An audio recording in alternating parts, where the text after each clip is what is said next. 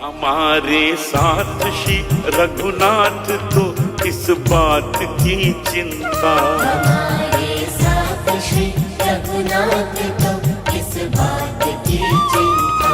शरण में रख दिया जब माथ तो किस बात की चिंता। हरे कृष्णा। सभी को सादर प्रणाम। ओम अज्ञानातिमिरन्धस्य ज्ञानाञ्जनशलाकया चक्षुरुन्मीलितं येन तस्मै श्री गुरुवे नमः। नमो विष्णुपादाय कृष्णपृष्ठाय भूतले श्रीमते भक्तिवेदांत स्वामिनीति नाम्ने। नमस्ते सरस्वते देवी गौरवाणी प्रचारिणे निर्विशेषा शून्यवादी पाश्चात्यदेशतारिणे। हे कृष्ण करुणा सिंधु दीनबंधु जगतपते गोपेश गोपिका कांता राधा कांता नमस्तुते। तप्त कांचन गौरांगी राधे वृंदावनेश्वरी विश्वानुसुते देवी प्रणमामि हरिप्रिये।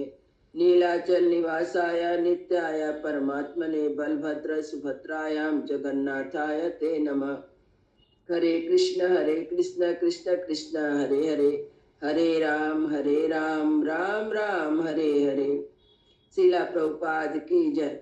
रामं लक्ष्मण पूर्वजं रघुवरं सीतापति सुंदरं काकुत्स्थं करुणामयं गुरुनिधिं विप्रप्रियं धार्मिकं राजेन्द्रं सत्यसन्धं दशरथतनयं श्यामलं शान्तमूर्ति वन्दे लोकाभिरामं रघुकुलतिलकं राघवं रावणारे।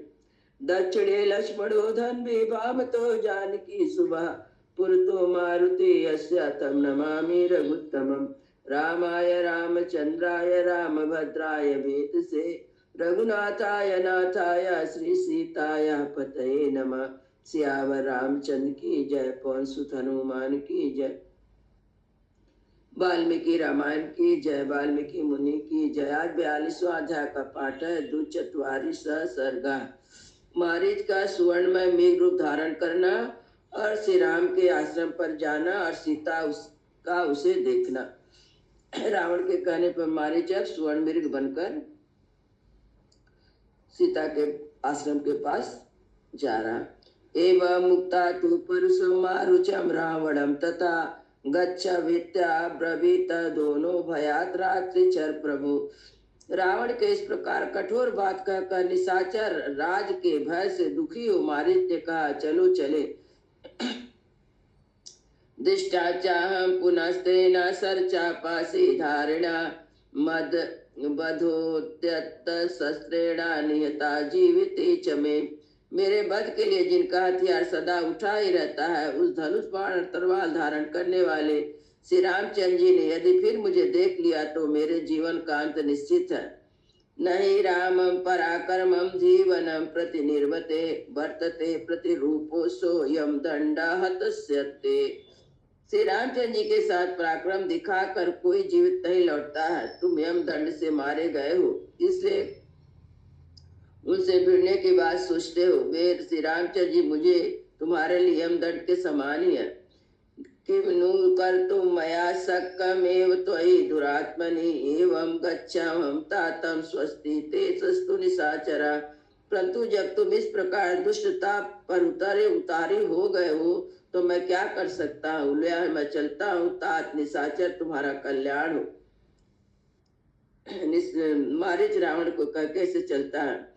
प्रहिष्टस्त्व भवतेन वचनेन सा राक्षसा परिष्वज्य सुसंश्लिष्टम इदं वचनम आवृत। मारीच के उस वचन से राक्षस रावण को बड़ी प्रसन्नता हुई। उसने उसे कसकर हृदय से लगा लिया और इस प्रकार कहा, एतच्छटीर्ययुक्तं ते मच्छन्दावसवर्तिना इदानीमस्मिन् मारीचा पूर्वमन्ये राक्षसा। तुमने वीरता की बात कही है, क्योंकि अब तुम मेरी इच्छा के वशीवर्ती हो गए हो। इस समय तुम वास्तव में मारीच हो, पहले तुम किसी दूसरे राक्षस का आवेश हो गया था। आरोहयाता मया शीघ्रं खगो रत्न विभूषिता मया सहारथो युक्तम पिशाचा वदने करे। यह रत्नों से विभूषित मेरा आकाशगामी रथ तैयार है। इसमें पिचासों के से मुख वाले गधे जुटे हुए हैं। इस पर तुम मेरे साथ जल्दी से बैठ जाओ। प्रभो यायित्वा वैदेही यत्तेष्टं गन्तुमर्हसि ताम शून्य प्रसतम सीता मानयिष्यामि मैथिलीम। तुम्हारे जिम्मे एक ही काम है, विदेह कुमारी सीता के मन में अपने लिए लोभ उत्पन्न कर दो। उसे लुभाकर तुम जहाँ चाहो वहाँ जा सकते हो।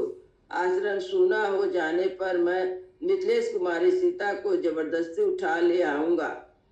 तत्तत्वेक्तु युत्वा चेन रावणं ताटकासुता ततो रावण मारीचो विमानमिव ते रथम् आरुह्याय तु शीघ्रं तस्मात् आश्रम मंडलात्। तब ताड़का कुमार मारीच ने रावण से कहा, तथास्तु ऐसा ही हो। तदंतर रावण और मारीच दोनों उस विमान पर रथ पर बैठकर शीघ्र ही आश्रम मंडल से चल दिए। तथैव तत्र पश्यन्तो पत्तानि वनानि च गिरिश्च सरितं सर्वा राष्ट्राणि नगराणि च समेत्य दंडकारण्यम राघवसाश्रमं तथा ददर्शं सह मारीचो रावणो राजसाधिपा। मार्ग में पहले की भांति अनेकानेक पत्तनों वनों पर्वत समस्त नदियां राष्ट्रों नगरों को देखते हुए दोनों दंडकारण्य में प्रवेश किया। वहां पर मारीच सहित राक्षस राज रावण ने श्री रामचंद्र जी का आश्रम देखा। आवतित्रतां स्मता तत्कांचन भूषणात् हस्ते गृहीत्वा मारीचं रावणो वाक्यमब्रवीत्। तब सुवर्ण भूषित रथ से उतरकर रावण ने मारीच का हाथ अपने हाथ में ले उसे कहा, एतत् रामाश्रमं पदं दृश्यते कदलीवृतं क्रियतां तत्सुखं शीघ्रं यथार्थं वयमागता। सके या केलों से गिरा हुआ राम का आश्रम दिखाई दे रहा है, अब आकार करो जिसके लिए हम लोग यहाँ आए हैं। सा रावण वाचा सुत्वा मारीचो राक्षसा तदा मृगोर्भूत्वा आश्रम द्वारे रामस्य विचचारः। रावण की बात सुनकर राक्षस मारीच उस समय मृग का रूप धारण करके श्री राम के आश्रम के द्वार पर विचरने लगा। सातो रूपम समास्थाय महत अद्भुत दर्शनम मणि प्रवर श्रृंगार्या सीता सित मुखाकृति रक्त पद्मोत्पलम मुखम इंद्र नीलो पतल स्वा किंचित अभ्युदनात् ग्रीवा इंद्र नील निबोधरा मधुकानि भा पार्श्वस्य कांचन किंच कसंवे। उस से देखने में बड़ा ही अद्भुत रूप धारण कर रखा था। उसके सींगों के ऊपर भाग नील इंद्रनील नामक श्रेष्ठ मणि से बने हुए जान पड़ते थे। मुखमंडल पर सफेद और काले रंग की बूंदें थी। मुख का रंग लाल कमल के समान था। उसके कान नील कमल के तुल्य थे। गर्दन कुछ ऊंची थी। उधर का भाग नील मणि की कांति धारण कर रहा था। पश्च भाग महुए के फूल के समान श्वेत वर्ण था। शरीर का सुनहरा रंग कमल के समान केसर भांति सुशोभित हो रहा था। वैदूर्य शंका समकुर तदनुजा सुसंगता इंद्रायुध संवर्णेन पुच्छनेव विराजिता। उसके कुर वैदुन के समान पिंडलिया पत्ते, ऊपर से पूछ इंद्र धनुष के रंग के, जिसका उसका संगठित शरीर विशेष शोभा पा रहा था। मनोहरा वर्णो रत्ने नाना विधे वृता क्षणेन राजसो जाता मृगा परम शोभना। उसकी देह की कांति बड़ी मनोहर चिकनी थी। वह नाना प्रकार की रत्नमयी बूंदकियों से विभूषित दिखाई देती थी। राक्षस मारी क्षण भर में परम शोभाशाली मृग बन गया। वनम प्रज्वलयन् रथ्यं रामाश्रम पदम च तत् मनोहरम दर्शनीय रूपम कित्वा सा राक्षसा प्रभुल प्रलोभानार्थ वैदेह्यानानुधातु विचित्रतम विचरम गच्छते सम्यक साल बलानि समन्तता। सीता को लुभाने के लिए विविध धातुओं से चित्रित मनोहर और दर्शनीय रूप बनाकर वह निशाचर उस रमणीय वन तथा श्री राम के उस आश्रम को प्रकाशित करता हुआ सब ओर से उत्तम घासों को चरने और विचरने लगा। प्रिया बिंदु सतेश्चित्तम भूत्वा च प्रिय दर्शना पिटपेन किसलयान भच्यान विचचारः। सैकड़ों रजत मय बिंदुओं से युक्त विचित्र रूप धारण करके अमृत बड़ा प्यारा ही दिखाई देता था। वह वृक्षों वृक्षों के कोमल पल्लों को खाता हुआ इधर उधर विचरने लगा। कदली गृहम के गत्वा कर्णिकाकार निसस्तता समाश्रितम मंदगते सीता ददर्शः। केले के बगीचे में जाकर वह कनेरों के कुंज में जा पहुंचा। फिर जहाँ सीता की दृष्टि पड़ सके ऐसे स्थान में जाकर मंद गति का आश्रय ले इधर उधर घूमने लगा।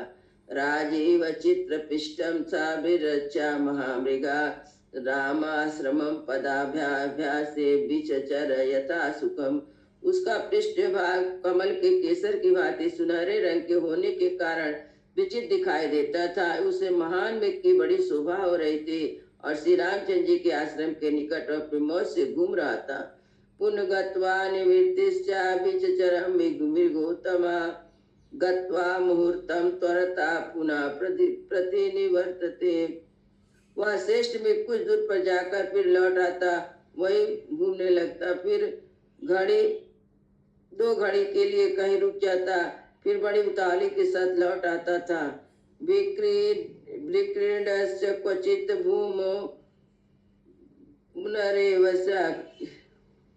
निषेधते आश्रम द्वारम आगम्य मृगयुतानि गच्छति। वह कहीं खेलता कूदता पुनः भूमि पर ही बैठ जाता, फिर आकाश के द्वारा उसका मृगों के झुंड के पीछे चल रहा था। कहीं खेलता कूदता भूमि पर बैठता, फिर आश्रम के द्वार पर आकर मृगों के झुंड में पीछे पीछे चल देता। मृगे यूथेरनुगता पुनरेव निवर्तते सीता दर्शनम आकांक्षन राक्षसो मृगतागता। तत्पश्चात झुंड के झुंड मृगों के साथ फिर लौट आता, फिर मृग रूपधारी राक्षस के मन में केवल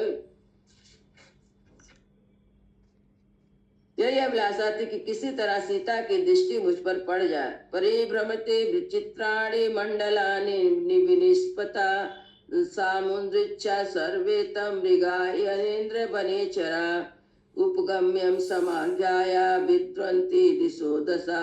सीता के समीप जाते समय विचित्र मंडल दिखाता हुआ चारों ओर चक्कर लगाता था। उस वन में विचरने वाले जो दूसरे मृग थे वे सब उसे देखकर पास आते और उसे सूंघकर दसों दिशाओं से भाग जाते। राजसम सो अपीताना वन्य मृगान मृगवधे रता प्रदक्षिणार्थाय भावश्च भक्षयते संस्पृहसन। राक्षस मारीच यदि मृग के वध में ही तत्पर मृगों के वध में ही तत्पर रहता था, तथापि उसमें अपने भाव को छिपाने के लिए उन अन्य मृगों का स्पर्श करके उन्हें खाता नहीं था। तस्मिन्नेव तात काले वैदेही शुभलोचना कुसुमापचये व्याघ्रम पादपानत्य वर्तते कर्णिकाकारान्य शोखांसा च्युतांसा मदरे छड़ा। उस समय मत से भरे हुए नेत्र वाली विदेह नंदनी सीता जो फूल चुनने लगी हुई थी, कनेरे का अशोक का आम के वृक्षों को लांघते उधर आ निकली। कुसुमांजलि पचिनवंती चचरार रुचिरानना अनहर बनस्साया सामे रत्मय मृगाम मुक्तामणि विचित्रांगा ददर्श परशांगना। फूलों को चुनती हुआ वह बिचरने लगी। उनका बड़ा सुंदर मुक्ता वनवास का कष्ट भोगने के योग्य नहीं थी, परंतु सुंदरी सीता ने उस रत्न मृग को देखा जिसका अंग प्रत्यंच मुक्तामणि के चित्र विचित्र सा जान पड़ता था।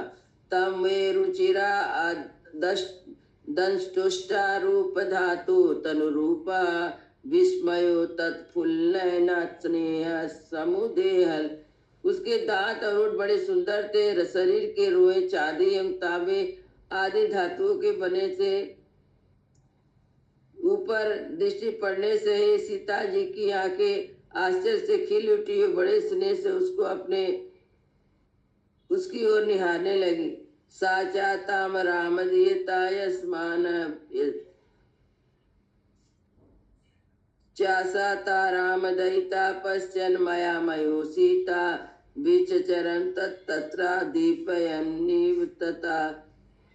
वह माया में वीर भी श्री राम को प्राण वल्लभा सीता को देखता और उसे वन को प्रकाशित करता सा हुआ वह विचरने लगा।